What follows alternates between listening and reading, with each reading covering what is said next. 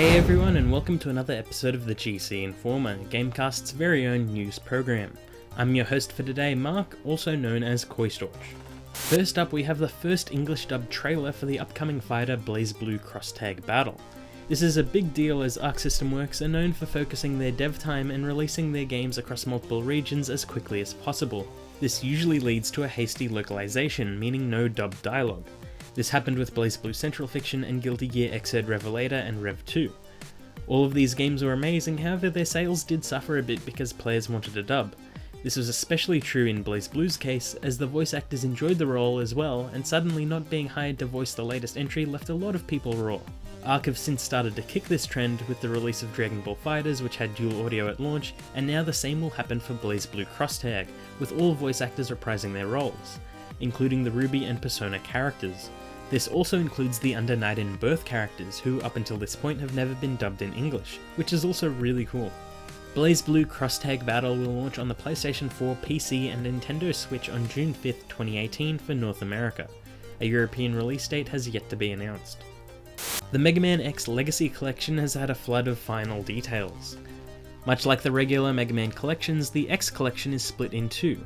However, the X Collection will be available as a single bundle as a retail purchase, and the Switch version will include a cartridge with an additional download code like Bayonetta 2 did earlier this year.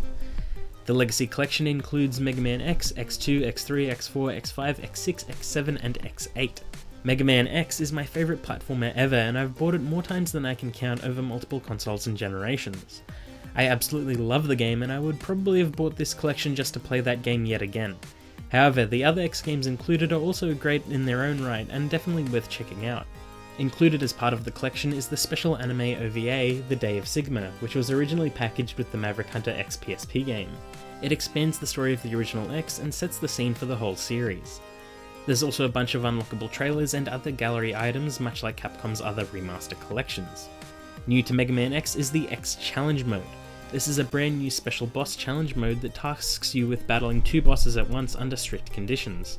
This mode will include leaderboard support, and it looks like a lot of fun and a good way to pump even more challenge into an already diabolical series.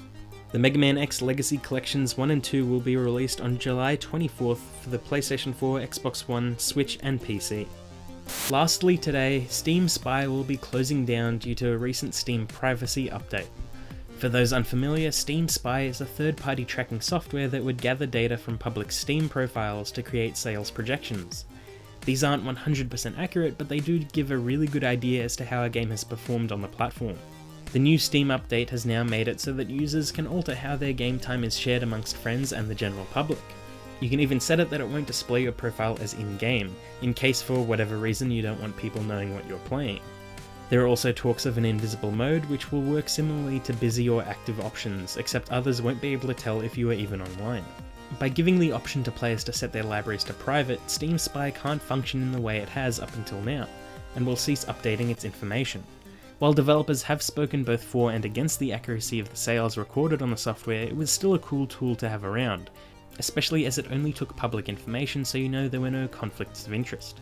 Hopefully in the wake of this news, some smaller developers that relied on software like this as a way to gauge public success will make their own sales numbers public as a way to keep the work that SteamSpy did alive. And that's all the time we have for today's news. Please don't forget to like and subscribe, and please let us know what you thought of today's topics in the comments below. Until next time, bye!